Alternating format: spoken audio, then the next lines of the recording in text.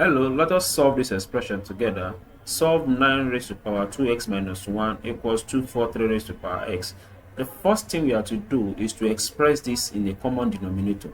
3 is a factor of 9, so that will now become 3 raised to power 2. Or 3 raised to power 2 will give us 9. 2x minus 1 equals 3 is also a factor of 243, and that is 3 raised to power 5.